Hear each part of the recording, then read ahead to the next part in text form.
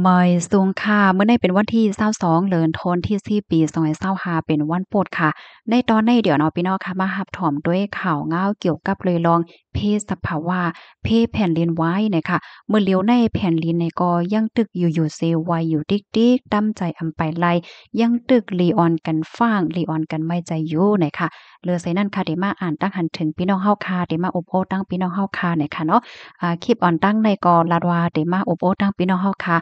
ไลอบในอันนี้ก็ย้อนน้อมอีกหนึ่งในค่ะเนาะได้มาต้องตักกันในตอนไหนเนี่ยค่ะเอาค่ะออนตั้งเปิ้นได้ก็เข้ามาถ่อมด้วยข่าวง่าวก่อนเนี่ยค่ะเพศสภาวะเพศแผ่นดินไหวเนาะพี่น้องเฮาค่ะถามว่ามันเด็กกึดเหี่ยวก็ไปกึดในข่าวอยู่ๆก็ตึกไหวอยู่ติ๊กๆค่ะเมื่อวันที่21เดือนธันวาคมที่10ปี2025ในอยู่ดีฝ่ายปักตาด้วยแผ่นดินไหวที่ในเมืองไทยไหลออกมาเปิ้นเผาลัดว่าในวันที่21เดือนธันวาคม10ปี2025ใน นับตั้งเอาข้าวยามเตงขึ้นต่อพอถึง8โมงค่ะนะไลเกิดขึ้นเปิงเป็นแผ่นดินไหวอยู่หลายปอกหลายกำเฮ็ดไหนคะเข้ามาถ่อมด้วยกว่าค่ะเนาะเมื่อข้าวยาม7โมงปลาย12มินิทนั่นไหนเลยเกิดขึ้นเปิงเป็นแผ่นดินไหวตั้งแฮงมาใน2.3แมกนิจูดค่ะลึกลงกว่าไต้หลิน10กิโลเมตรศูนย์กลางมันในเป็นเมืองคมตุ้มเมียนมานะคะมีตั้งเจิงของวันตกจะเว้งขนโยมใจดอนแม่ฮองสอนห่างไกลกันอยู่หมอก80กิโลเมตรในเมื่อข้าวยามวันเมื่อวันที่21เดือนธันวาคมปี2025ข้าวยามตี3ค่ะเนาะ3โมงกลางไหนบ่าย25มินิค่ะอันนี้ก็เลยเกิดขึ้นเปิงเป็นแผ่นดินไหวตั้งแห้ง2.9แมกนิจูดลึกลงกว่าไต้หลิน10กิโลเมตรศูนย์กลางมันก็เป็นเมืองคมตมเมียมมาค่ะอยู่ตั้งเจิงของวันตกเจเว้งแม่สายเจตอนเก้งไฮหมอก56กิโลเมตรเฮ็ดแนวพี่น้องเฮาเมื่อข้าวยาม2โมงกลางใน55มินิค่ะเนาะตั้งแห้งมันใน2.6แมกนิจูดค่ะลึกลงกว่าไต้หลิน10กิโลเมตรศูนย์กลางมันในอยู่ที่แม่ละเจเว้งตาสองย่างเจตอนตากค่ะเมื่อข้าวยาม2โมงปลาย20มินิกลางในค่ะนะ เฮียงมันได้1.7มิลลิจุดลึกลงกว่าไต้หลิน10กิโลเมตรศูนย์กลางอยู่ที่ตั้งเจิงห้องวันตกเจเวงเมืองเจดอนแม่ฮ่องสอนหมอก102กิโลเมตรค่ะเมื่อวันที่21นั่นแหละเป็นวันที่21ค่ะนะ 2โมงปลาย22มินิ2โมงกลางในนะตั้งเฮียงใน2.1แมกนิจูดลึกลงกว่าไต้หลิน10กิโลเมตรศูนย์กลางอยู่ที่เมืองโฮมตุมเมียนมาด้านจึงห้องวันตกจะเว้งเมืองจะดอนแม่ฮ่องสอนหมอก104กิโลเมตรค่ะห่างไกลหมอกกันนั่นค่ะนะเมื่อข้าวยาม2โมงปลาย16มินิกลางไหนเฮียงมันเนี่ยก็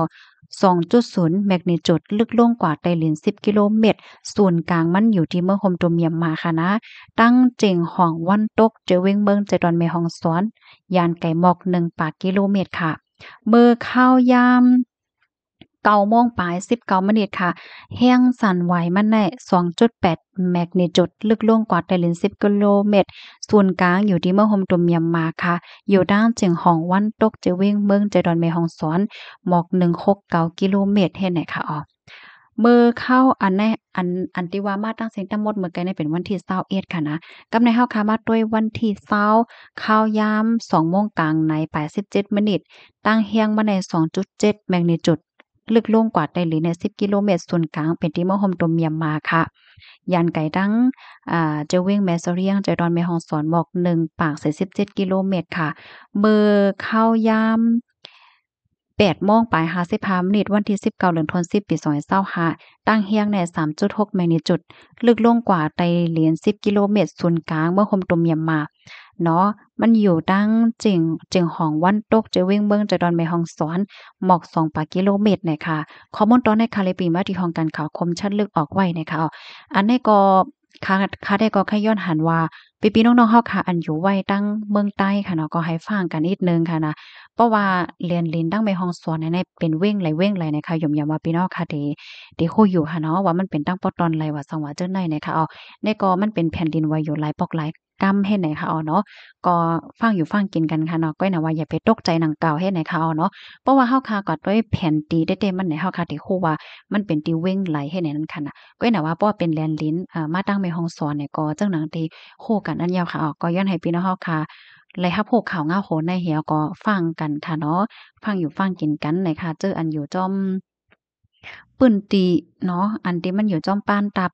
105ปื้นตีสูงๆ5แหละจังไหนป้อยอก็เพราะว่าเฮาขามาฟังด้วยขิงข้าวยามเตียน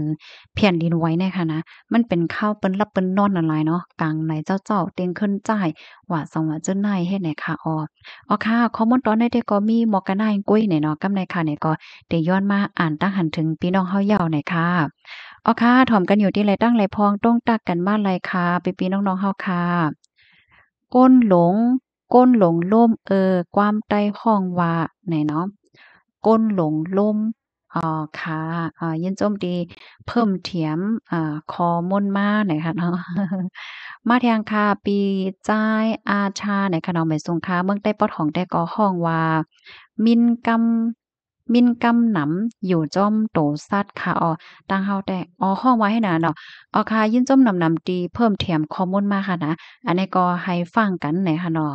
แมงไหนค่ะมาแทงคายามพันออลาวตกลาวโคงอ้อใจห่าหลียาวค่ะห่มจ้อมๆไหนค่ะนะมาแทงค่ะเนาะปิจ้ายลาวเฮาแต้มมาปิจ้ายลาวเล็กเนี่ยอยู่ที่เฮาอำเฮ็ดพิษปักเปิงกอป้อเหย้าไหนเนาะ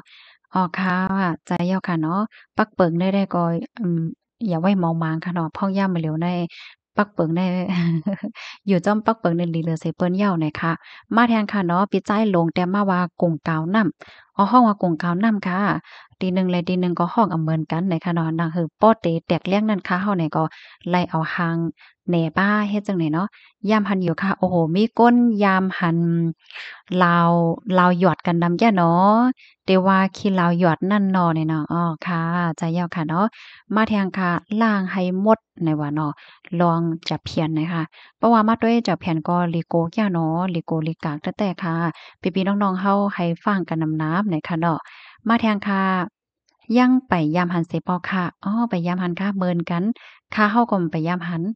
ค่าเฮาก็ไปเอาข้าวยามเฮก็ด้วยอันเป็นเลินม่วนได้ก็ยามหันเหย้าได้ค่ะเนาะอารมณ์มันก็ลีเกี่ยวไว้ดังกล่าวค่ะนะมือพ้องนั้นซ้ำมันเป็นเลินม่วนค่ะเนาะหังลีน่ะซ้ำเป็นพ้องที่ค่าเฮาออกข้าวต้างเฮ็ดจังเนี้ยเนาะ ก็ไล่หันแม่เนี่ยก็มันก็ฮังเลแล้วก็เลเซอร์ใจไว้หนังเก่าค่ะเนาะการที่เฮาคาไลด้วยสภาวะตั้งฮังเลเนี่ยต้องฟ้าในเนี่ยค่ะมาแทงค่ะเนาะ โอ้โอ้สาวลาวเนี่ยอันนั้นก็โอ้ใจายลาวเนี่ยค่ะเนาะแต่มาว่าคีย์ลาวหยอดในอันมีโตมีกวนยิบไหลกำไรคือเนาะค่ะอันนี้ก็ได้เลยว่าถามมาค่ะเนาะค่ะเฮาเนี่ยก็เลยก็หาข้อมูลด้วยค่ะเปิ้นว่ามันตาก้นเฮาค่ะแต่กว่ายิบไหลแต่ก็ง่ายหน่อยๆย้อนเพราะว่ามันอยู่ไกลเฮาแฮงเนาะได้ค่ะว่านะค่ะมาแทงค่ะไม่ทรงค่ะ FC ไทยค่ะเนี่ยยินจมนำๆค่ะช่างค่ะเลาะเนี่ยค่ะเนาะ ยินจมเย็นนำค่ะขอบคุณมากๆค่ะที่ติดตามปันเอ็นปันแห้งเนี่ยค่ะค่ะในตอนนี้ก็มาอ่านทหารถึงพี่ๆน้องๆเฮาค่ะย่อก็อบโอ้ตั้งพี่ๆน้องๆผู้ถอมรายการเฮาเนี่ยค่ะเนาะลองอันดีค่ะเฮามีลองอันใครมาอบโอ้ในปันพี่ๆน้องๆเฮาค่ะแต่ก็พ้องย่ามมือเหลียวในค่ะเนาะเอไออันว่าในไหนมันก็มาย่ามหน้าเหย้าเฮ็ดจังได๋ค่ะเนาะ เพราะว่าเฮาคาลิงก์อีเมลต่างเบิ่งเลยเนี่ยก็เสียงลาวเฮาคานั้นก็ได้เป็นภาษาเมืองนั้นกว่านะคะอันแค่ลัดได้ก็เบอร์กูปอกได้ก็เตออนกันลาดว่า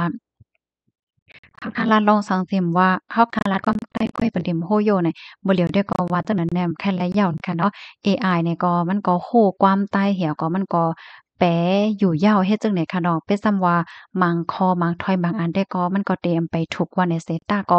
คาดด้วยตั้งเอไอเนี่ยมันก็คัดใจอยู่กูมื้อกูวันได้ค่ะเนาะน่ะคือมันบ่เดลีเลยออนต้อนเลยเซเก่านั่นเฮ็ดไหนค่ะหมายสูงค่ารับถอมข่าวง้ออยู่ตาเซค่ะหมายสูงย่ำกลางในเจ้าทอมอยู่ตาเซในเนาะค่ะยินจมเย็นนำกูก็กูโก้นตีรับถอมปันแอนปันแห้งค่ะนะย้อนให้อยู่เลยกินหวานและรอดเพศกันค่ะหมายสูงค่ะ